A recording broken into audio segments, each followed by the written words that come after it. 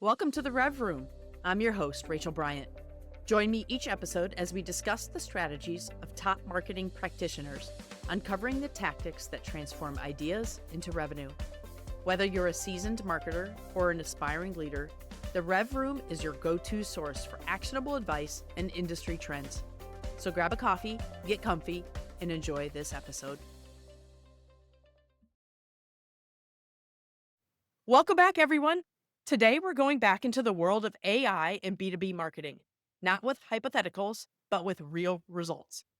At Inverta, we've always believed that strategy without execution is just a fancy PowerPoint, and AI is no exception. While everyone's talking about AI's potential, we've been quietly implementing it, measuring the results, and developing a practical playbook that aligns with actual business goals. Today, I'm joined again by Brian Schmid, Inverta's AI practice lead, who's been leading our efforts to separate AI hype from revenue reality. We'll share what we've learned from our own implementation, the measurable efficiency gains we've seen, and how you can develop an AI strategy actually works for your marketing team. So, whether you're struggling with adoption, wondering which tools actually matter, or trying to demonstrate ROI to leadership, this episode is your practical guide to making AI work in B2B marketing.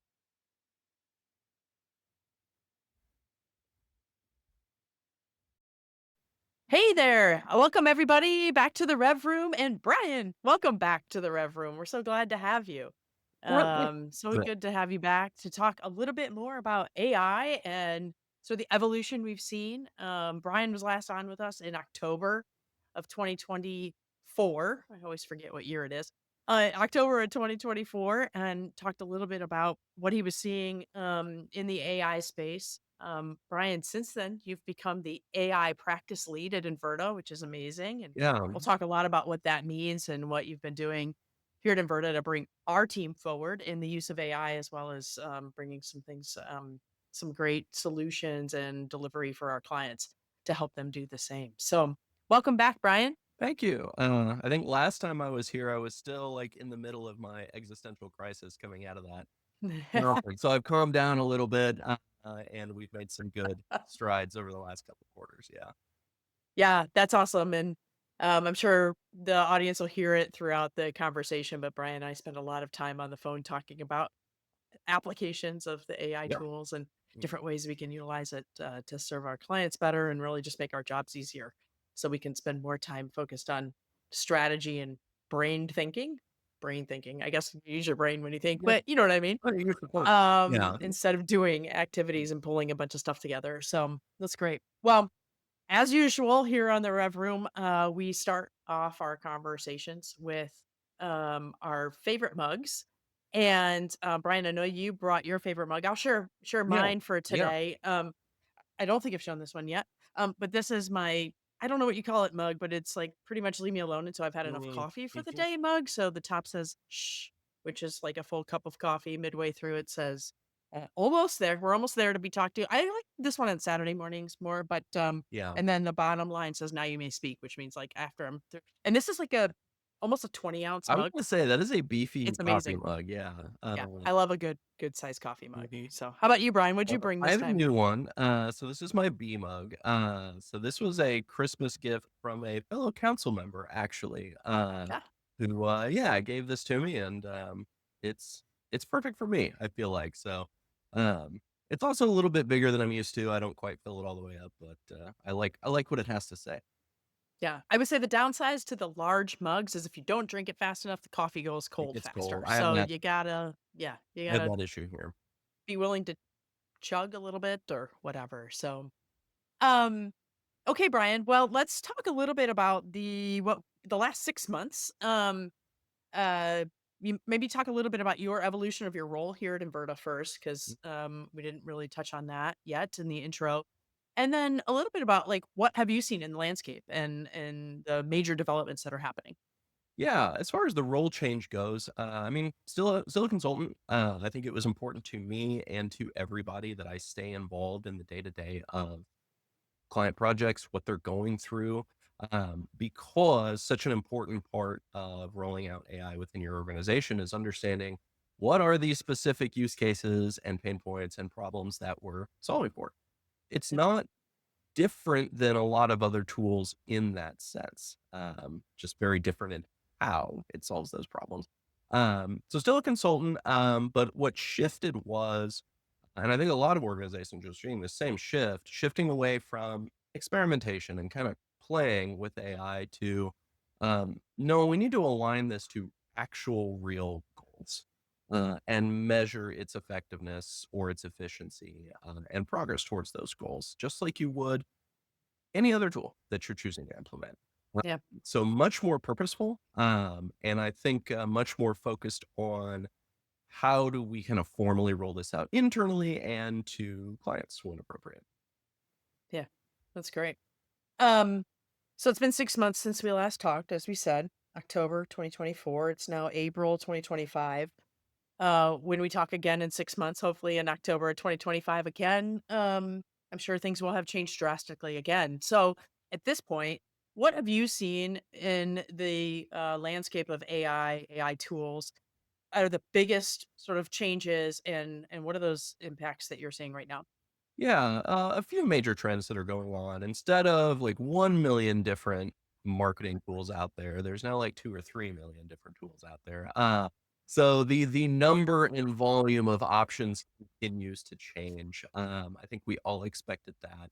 Um, but in terms of what I think people can get their hands around day to day, the models have continued to evolve. We've seen a lot of growth in the reasoning models available through both ChatGPT and Gemini, which are the predominant two that I really focus on.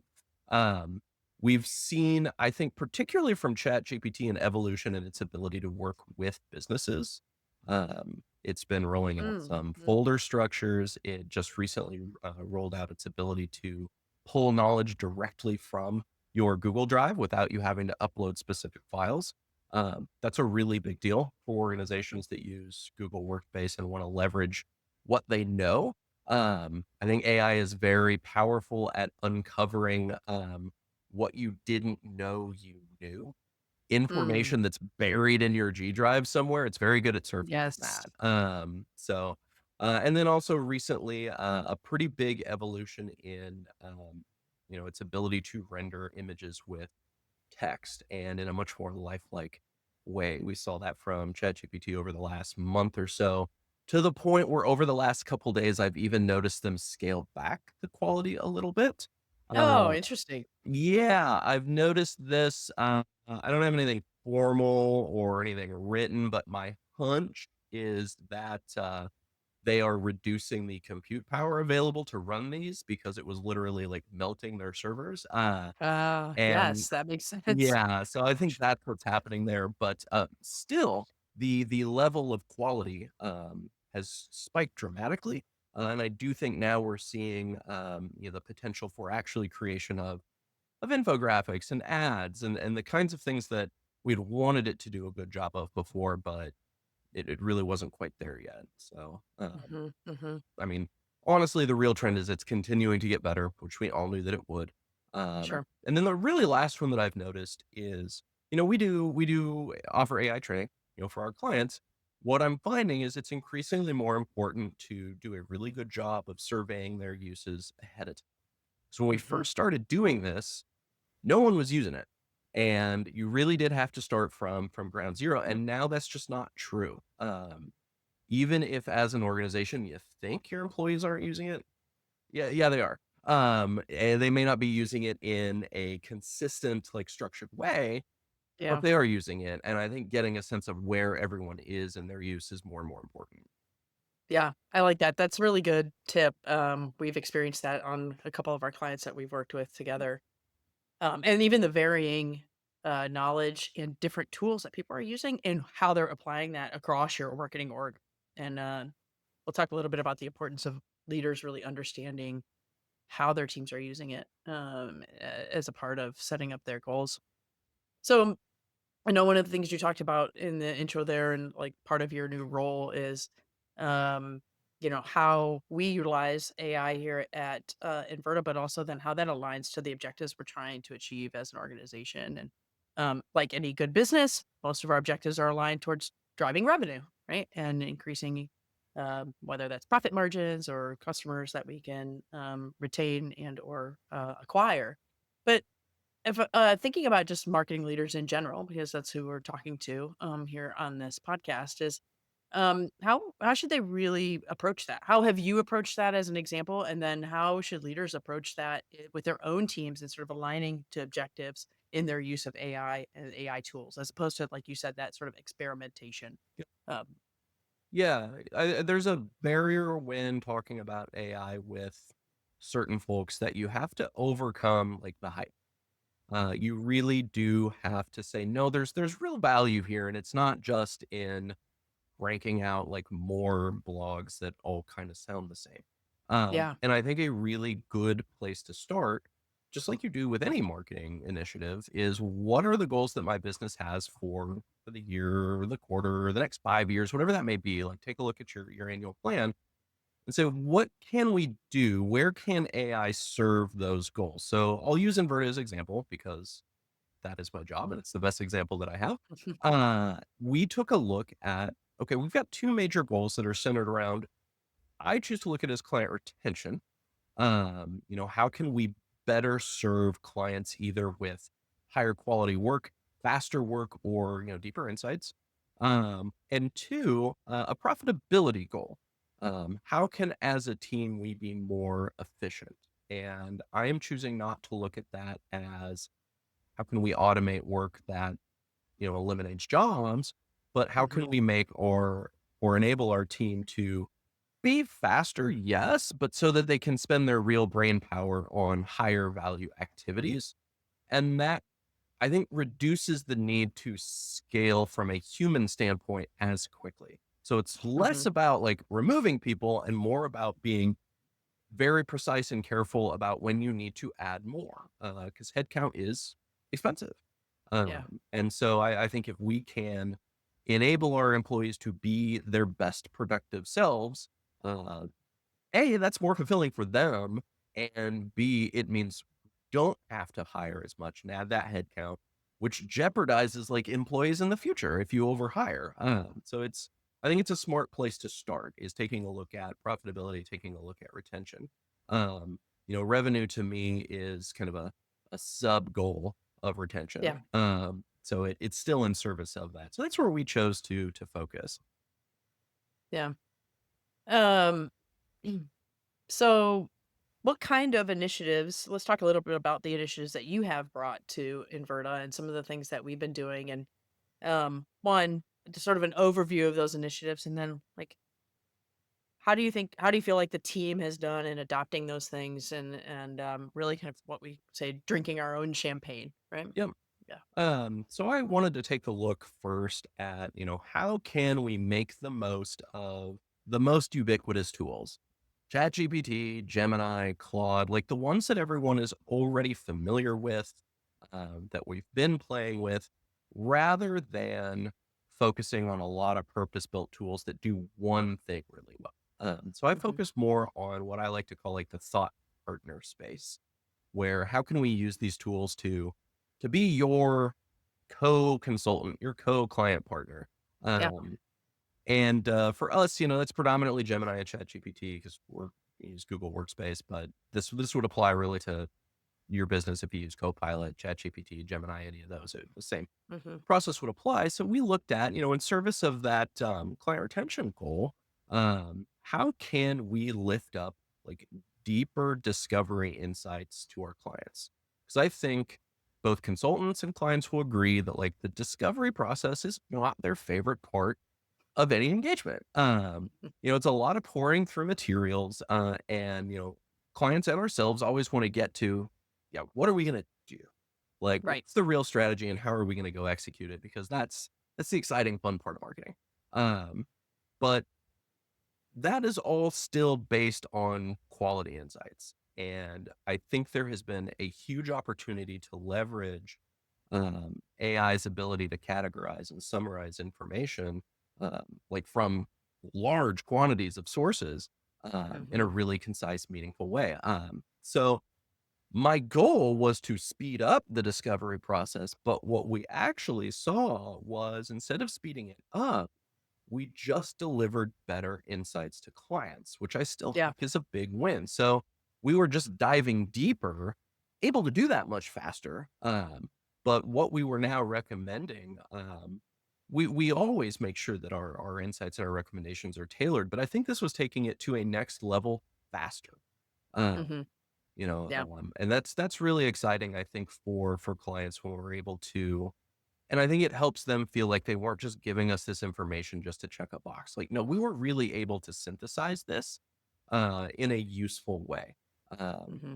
so I think that's been exciting. And then the second area of focus was how can we take those insights and turn them into something like meaningful and useful for the marketing production team. So that kind of borne out as helping using AI to help develop messaging frameworks based off of personas, Hmm. and helping us develop like best practice outreach sequences for BDR. So these are really like narrow use cases, right? Yeah.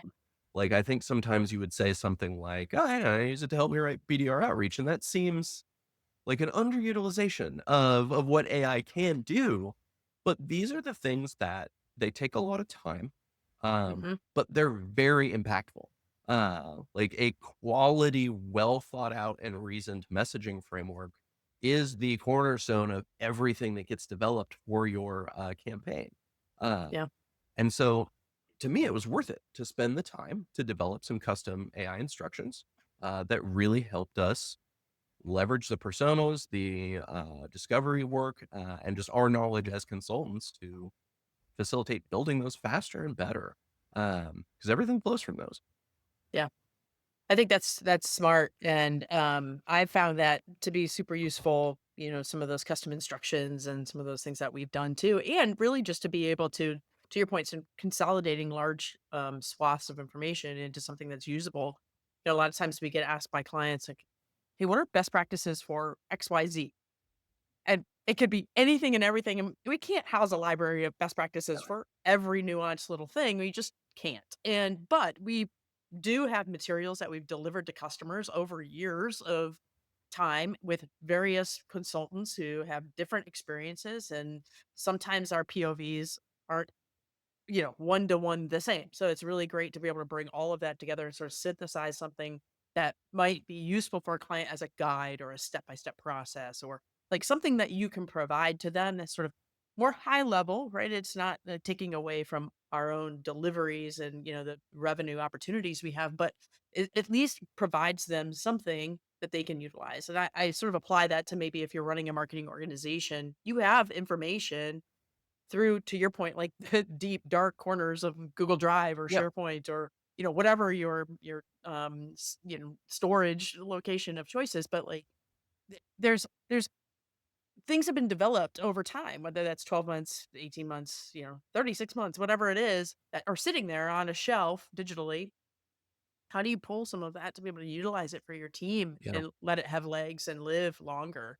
And those AI tools can be a part of that. But to your point, like building those custom instructions so that it's pulling the right information of exactly what you need and not just prompting it, but also like this is the sort of theme I want to like stick Mhm. around. This is like the thought process I have, and you are thinking this way, and so I'm trying to teach it that way. Yeah. I think what the custom instructions let us do is kind of eliminate the need to be a master prompt engineer. Yeah. Uh, like, let the custom instructions that we've developed to be very specific around, let's take the persona example, custom instructions that represent a buyer. You don't need to continue to tell that chat like you are a buyer in the B2B SaaS space, and these are the buying triggers you have and the things you care about. Like that gets repetitive and Hmm. it ends up not being consistent user to user.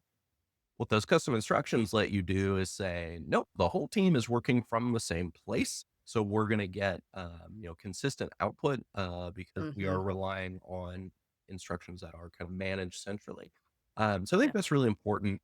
And I think you said it. Like we are leveraging really deep customer insights that they've developed over years, and have paid for through first party research. But all that information is just buried, Mhm. or it exists in a slide that, people maybe reference when they start their job there, or every so often, maybe it gets updated. Maybe it gets updated and you don't know that it's been updated. Yes. That to me goes back to like, you don't know what you do know. Yeah. And by that, I mean, organizationally, you know a lot more than you think you do. And Yes. so all Yeah. these tools really help you surface that. So I think what Yeah. we've really focused on is doing a great job of combining all that organizational, institutional knowledge that's there with custom instructions that make it so we don't have to be prompt engineers, and married that with our expertise as B2B consultants. And I Yes. think those 3 things, have let us really get a lot out of fairly simple tool utilization. Yeah. Like the custom instructions sound complex, and some of them are, um, Yep. but some of them are just, "Hey, here's my standard, like, best practice approach for development of an outreach sequence, and I'm still gonna tweak it, but it's gonna save me a ton of time just getting a draft, Yes. getting something on paper, and then letting me use my brain power on, like, the deeper thinking and not just the structure and the outline." Yeah. That's right. I think that's the key there, right? Is it's not like a copy paste into a document and slap our logo on it. I mean, there is deep expertise sort of layered over that that provides that value really at the end of the day. You know? Yeah, I think about it like I think we've talked about this before, but like you think about somebody who's in the trades, let's say it's a plumber, right? Like and a plumber provides a service to you that you pay for because you need help in something that you're not an expert at. And they tools that they utilize are developing and evolving and advancing, and we don't necessarily think about like, oh well, I should get charged less, or I should the value isn't the same that I get from a plumber because they used this new shiny tool than they used 10 years ago, right? Like Mhm. that doesn't compute. And it's a similar thing like as a marketer or as a consultant, especially, Yeah. like it doesn't change the value which we bring. It just means we can bring more value because we actually can get to the answers faster and create better Yeah. deliverables and deeper insights, as you said. I did not mean to steer us down a path where we had to defend our pricing on the call. I know, right? But, Exactly. Me I neither. mean, these are the questions that not just us as consultants, but, like, our customers are gonna have to answer too. Like, why is That's the right. pricing staying the same when AI is handling some things? And Yes. these are complex, hard questions. Yes. And I'm not gonna come on to this and pretend that I have the answers for what things are gonna look like 5, 10 years down the road. Um 'Cause I think they're gonna look really different, Yeah. but what I am focused very much on is, there's a lot of potential today, to use these tools to be really great at your job, and Yeah. we should be doing that, yeah. Yeah. What has surprised you most about our team's implementation or use of the AI tools, right? As you've become, into this new role as our practice lead. And we regularly meet and teach each other and you're teaching us and building things. What's been your biggest like what's your biggest surprise in how we've been able to utilize them? Yeah, I think, how quickly the team has embraced the synthetic personas that we've been Mm, creating. When I first started out doing these, I had kind of positioned them as synthetic buyers. Buyers who understood what your buying triggers were, or rather their buying triggers were, mhm, understood their values, their goals, their challenges, so that you could kind of vet materials, your marketing communications, your sales pitches. I think how rapidly that evolved to not synthetic buyer personas, but just synthetic personas. These mm, could represent literally anybody, doesn't have to be a buyer, yep, could be someone else in your organization, to synthetic simulations of actual people. Like mhm, it bridged that gap real fast to I'm not looking to bounce my ideas off of kind of a role, but off of a representation of an actual singular individual, mhm, that we do business with. There is, I think, an enormous amount of information out there about us, like as individuals, that we're not yeah, fully aware of. Call transcripts, emails back and forth, our LinkedIn profiles. That does allow, AI to kind of replicate how you think, at least mhm, how you express your thinking. It can't obviously capture everything that's going on in your head, Yeah. But where that's powerful, I think of like one-to-one ABM specifically. If you have very specific stakeholders that you're working with, not personas, but actual people, like the technology is there to be able to kind of capture how they express themselves, how they express feedback, how they consume Mhm. information, and take your materials and vet it against that so that Yes. you are able to rapidly produce true one-to-one, like, personalized sales pitches, recommendations, that speak to an individual in the way they wanna hear it. Yeah. That's powerful. Um, I kind of figured we'd get there eventually, but, it's been a very speedy adoption was just that, and it's because we're seeing, I think, impactful results from it.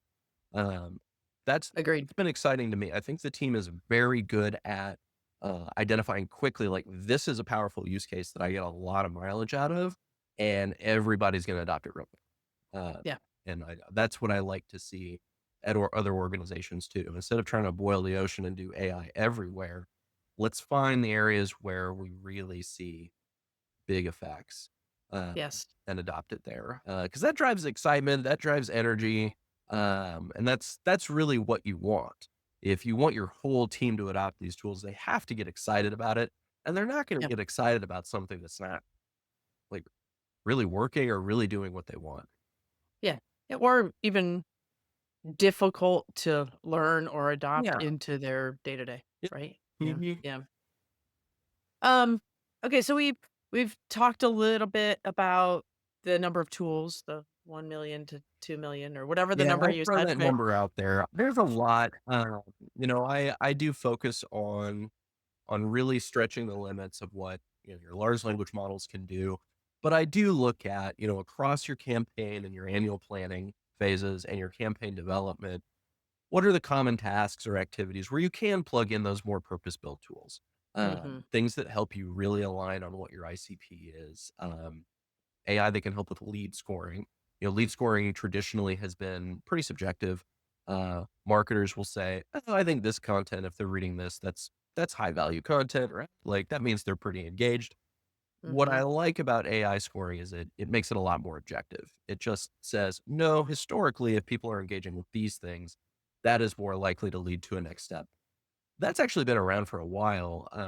I think I got involved with my first AI based lead scoring project back in, I don't know, 2017 maybe?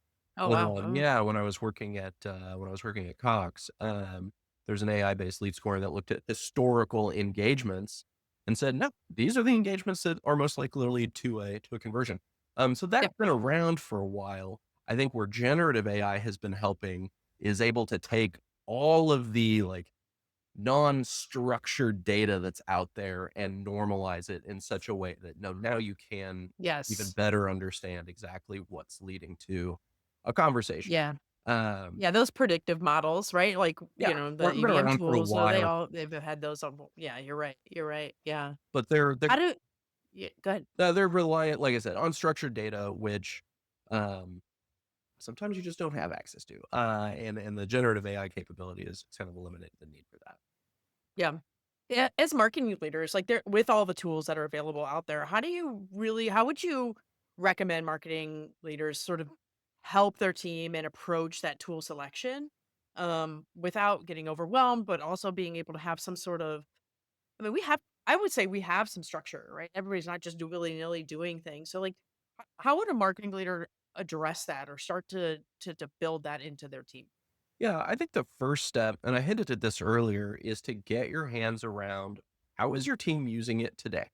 Because I'll Mm, bet it's not quite the way you think it is. And the way that they are using it today is going to be indicative of the way they would really wish your organization would adopt it. Because that's what they're doing on their own. mhm. In city development, we have this concept called desire paths. I don't know if you're familiar. So cities build sidewalks, right? What a desire path is, you can see based on where grass has been worn down when because people walk that path, where they Yes. actually wish the path Want was. yeah, That's yeah, what a okay. desire path is. I consider this survey to be really similar to identifying, like, where is your desire path? Where is your team kind of indicating where they really wish you were going, uh, Mhm. because that's where they probably have a need. Um, so first, just identifying what are they using, what's their familiarity, how are they using tools that maybe you don't know about, but really probably should as an organization, um, and then work with. Ideally, you have a marketing tech or an AI subcommittee council, however you want to structure it, that can then work with potential power users to identify where are our primary use cases, make sure they align to an actual business objective, and let's start piloting some. I think getting people involved like that helps drive engagement, which is the first step to adoption. And adoption is the first step to outcomes. Yeah. I don't treat it any differently than like your typical marketing funnel. It's kind of the same thing. Like you're always going for an outcome. If you're not reaching that, you look at adoption. Are people using the tools? If Yeah. you're not getting that, are they engaged and excited? You need to Yeah. make sure you're hitting all three of those. Yeah. But yeah, But I do. identifying what those desired outcomes are is really important. We talked about that early on. Is like, do we have an objective or is it just simply to make sure we're using some of these tools, and not get Yeah, too far behind, right? Like you need to have something you're aiming towards. yeah. There's some value in making sure that people are familiar, but really as a business, it should be, no, we're aligning towards a specific outcome that we're trying to drive, Mhm. partially because that's a story that you can tell to your executives to enable more budget in the future. Um, it's tough to stomach paying for additional licenses, paying for additional tools because just because it's AI, you really do need to be able to point towards, no, we've been able to increase efficiency, which means we have not had to increase our headcount budget, Yeah. or we are increasing personalization, so our campaigns are more effective and we're generating X pipeline. Like you have to Mhm. point at something that this is leading to. Yeah. From a MOPS perspective, we've able to reduce campaign setup time, so we're able to field more campaigns now. You have Yes. to point to some kind of meaningful outcome. Yeah.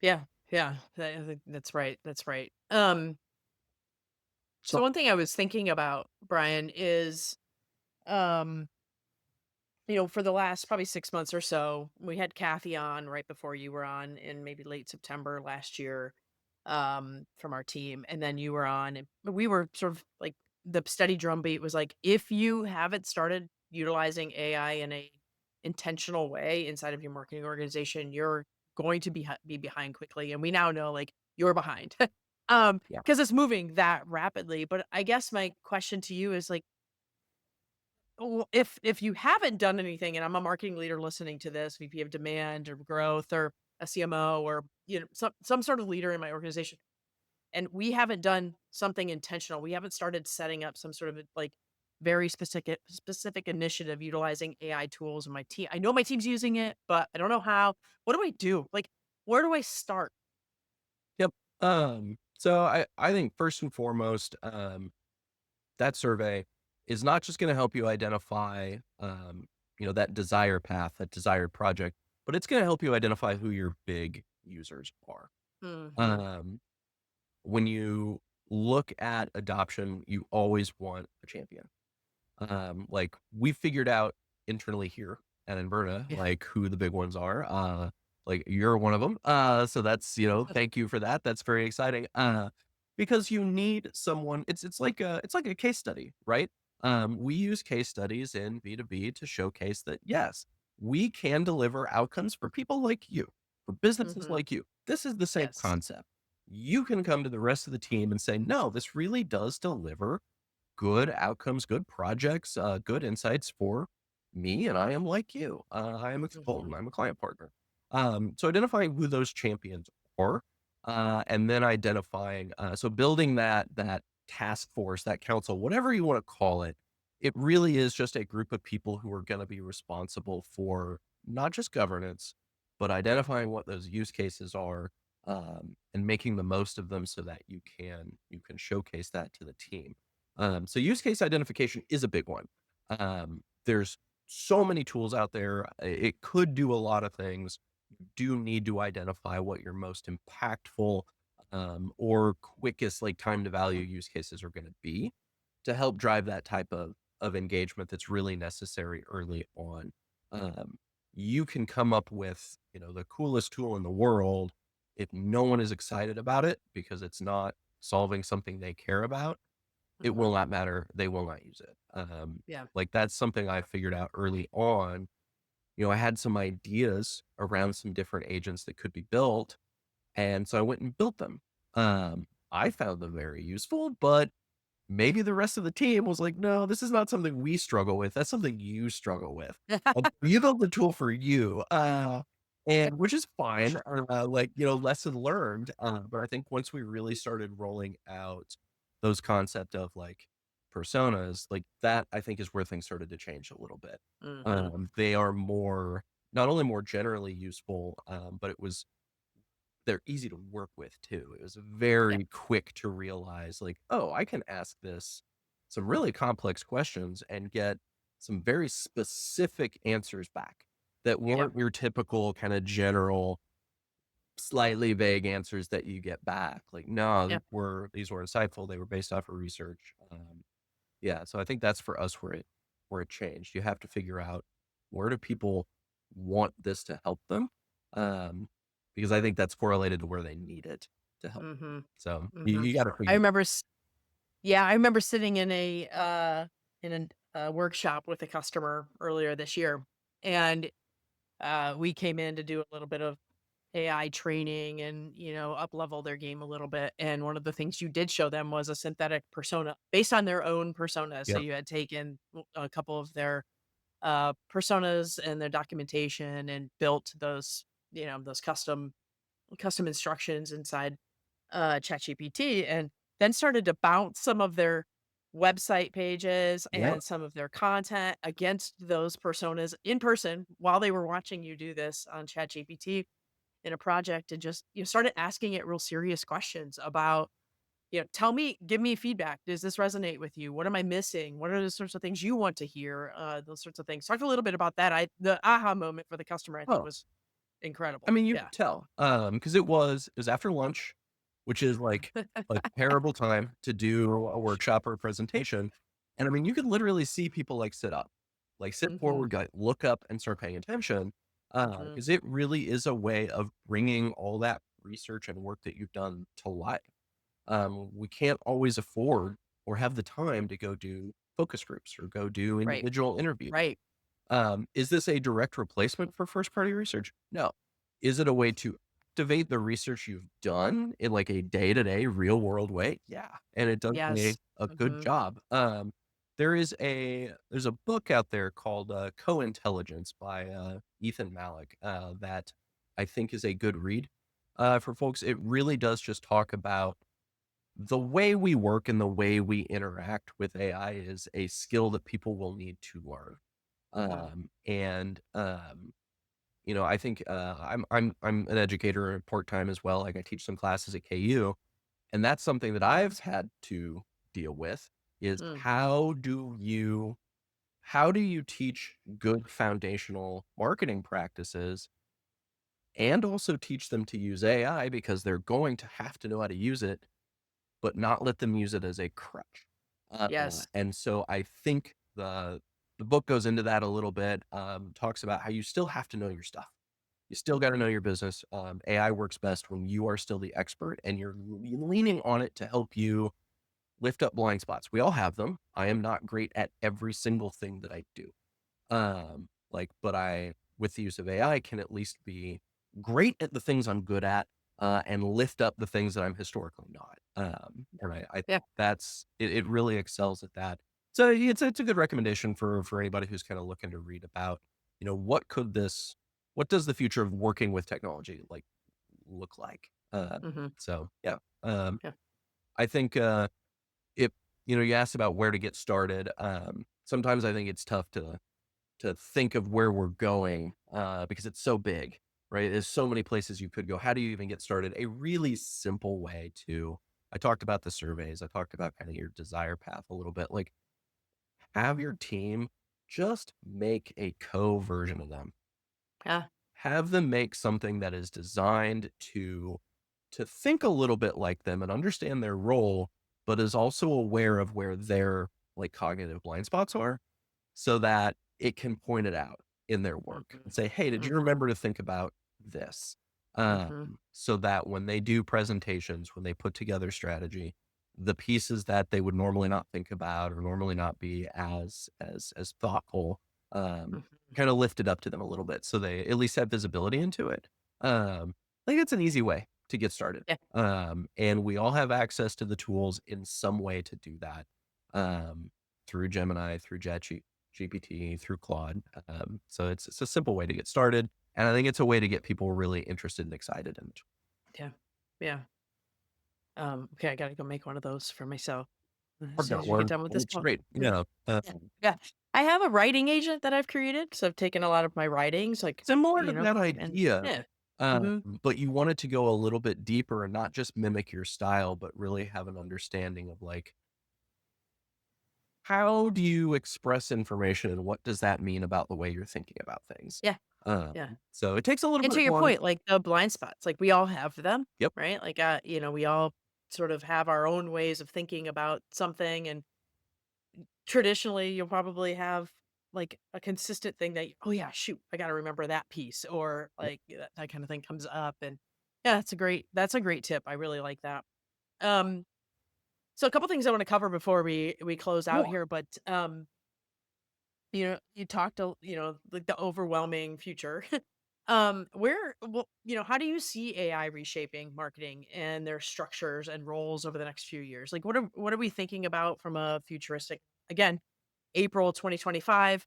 Who knows what that'll look like in 6 months from now? But just curious, as we sit today, what you're thinking there?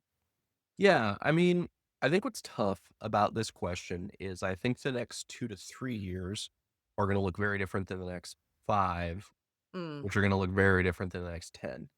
Um, I don't even wanna talk about the next 10.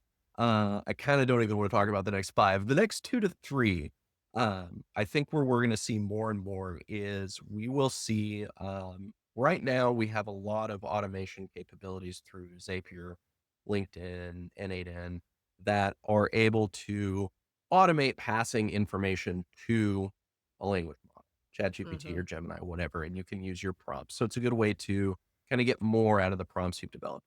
I think where that's gonna evolve is going to be more AI agents that don't require some of those manually configured steps, where mm, we're going to be able to just say, "Hey, agent, go create a campaign for me in Marketing Cloud, in Marketo, in Pardot, whatever. yes. Um, Here's some of the criteria I need. Here's some of the bounds, whatever," and it will Yeah, just go we're do already seeing some of those. We have a yeah. partner that you talk, that we've got the two that has an AI agent who does that. Yep, Yeah. it will just go do that. So I think Mhm. you're going to see more actual creation, implementation, production, like actual output. Um, Button clicking is kinda how I historically refer to it. Yeah. I think we're gonna see Yeah. more of that, which is gonna benefit, I think, a lot of marketing operations teams. Um, like I said, to give them more freedom to think and to plan, and it will I think the side effect of that is, people will have to be less familiar with, here's literally, like, where I gotta go click to do everything in every different platform. Mhm. So I do think, and I've said this for years with AI, that it kinda levels the skill set playing field a little bit. Yep. It will be less critical that you be an expert in Pardot versus Marketo. Like, if you understand the concepts and the foundations, agents will help you with the buttonology, like where to go click. But I think that goes back to what you said, Brian, about understanding your craft and like knowing your stuff. Yes, And it's not necessarily about the button pushing, to your point. It's like, what's the application of the button pushing that's absolutely. important? You have to be able to level up your skill set from a knowledge perspective so you can bring that knowledge You do. for the tools. I think it's like like I think we talked about this in October, but like any tool set that has been introduced to marketers in the last 10, 15, 20 years Mhm. has always upped the game. This is just accelerated, but you have to be able to bring a mindset and a knowledge in marketing and how buyers buy and like all the You do. things that we know and need to continue to build up. So if you're like sort of more entry level or you're just building your career, like those are the things you need to build on and do research around and Yes. learn and go to webinars and read books and blogs and watch videos, all those sorts of things. It's not about like, okay, step one is this, step two is that. Yep. No, I agree with that. I think we're going to see I think we're gonna see attempts at using AI agents like that to kind of augment some of the person roles that are difficult to scale. Hmm. So I think of any role that kind of requires face to face. I think of BDRs, I think of sales. I think there will probably be attempts to see, can we augment that kind of interaction? Um, Yeah. and I think we may see some success with early discovery, kind of early efforts to pull out information, discover information from potential clients. I don't think there will be a lot of patience for detailed, in-depth conversations with agents Yeah. that can't have them. I mean, really, like one bad conversation is gonna turn off someone to the entire business. So we'll see Mhm. how that goes. But I do think when as a buyer, when you're kind of in your research phase, I do think there's a lot of desire for, I just want information. Mm. Like I want to go Yes. understand what you're about and I want to get more info from you. And I don't necessarily want to have to talk to a person to do that. So Correct. I Yeah. do think businesses using AI to scale the facilitation of delivering really personal, specific information based on who's asking for it, I think we're going to see a Yes. lot of growth there, Yeah. and I think that makes sense. Yeah. So that's exciting. I think over the next 2 to 3 years, like I said, we will see more folks using them as thought partners, kind of like the co-consultants, the co-CMOs, to help us understand what our blind spots are. I think we're going to see a lot more of that too. Mm. Um, I like to think that everybody will kind of revolve around this notion of, we're just going to use it to make our employees more productive and not lay anybody off, but we're going to see some of that too. Uh, Yeah. we will see the trend I don't like is over reliance on AI to generate content. Mm. I use it to help me outline, to help me Mhm. draft. I use it to bounce my ideas against some of those personas that represent my audience. But it's still my thoughts, still my writing. I usually edit it pretty heavily.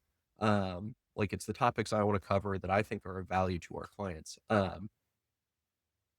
I think there's a lot of potential to scale that source content and create posts, create snippets, create maybe infographics. But I, I I think the more that folks rely on AI to create the originating asset, the more a lot of it's going to sound the same. And Mhm. let's be real honest, like a lot of B2B marketing already kind of sounded the same anyway. Oh, yeah.